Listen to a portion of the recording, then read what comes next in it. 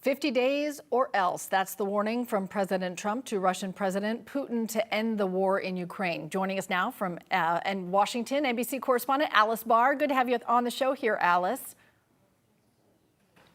Good morning, Cheryl. After touting his good relationship with Putin, the president now says he's pretty unhappy with the Russian leader. What do you feel is behind that about face? Yeah, it's been kind of remarkable to see President Trump's changing rhetoric here. For a long time, he has spoken positively about his relationship with President Putin. There's no secret that President Trump thinks of himself as a deal maker, wrote a book on it, and he came into office believing that he was going to be able to turn this around relatively quickly. In fact, he promised that he could end the war in Ukraine in the first 24 hours of his second term. Clearly, it's proven more complicated than that. And so I think President Trump is dealing with a combination of frustration and, he wants to kind of deliver on something that he had promised. He wants to help end this war.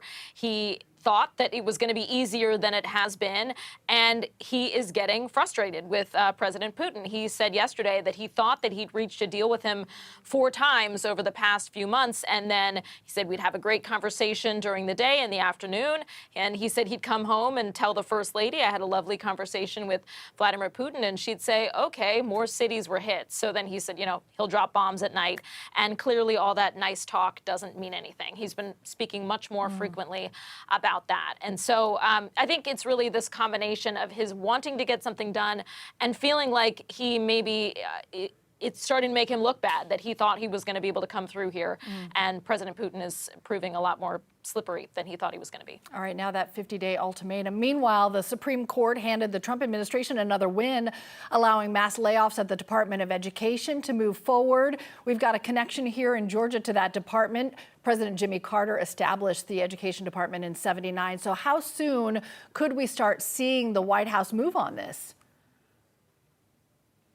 Yeah, that's right. And this is a strange ruling because it's essentially the pause of a pause. The Supreme Court did hand the Trump administration a win here, allowing these mass layoffs at the Department of Education to move forward, but it's only temporary. They can move forward for now. The federal judge had ruled that the White House needed approval from Congress to effectively dismantle the department, which with the numbers that they're talking about, 1,500 out of some 4,000 workers gone,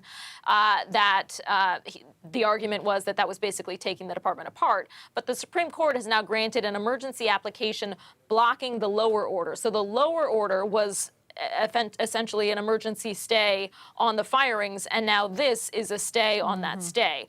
All that to say that things are still in motion. So it's not 100% clear how it's going to play out from here. Of course, the legal process will take a little bit of time. So it's a question of, how many layoffs can happen before the ultimate legal questions are actually sorted out. And the implications that will have on the local level as well. Alice Barr in Washington, always appreciate the time. Thanks a lot.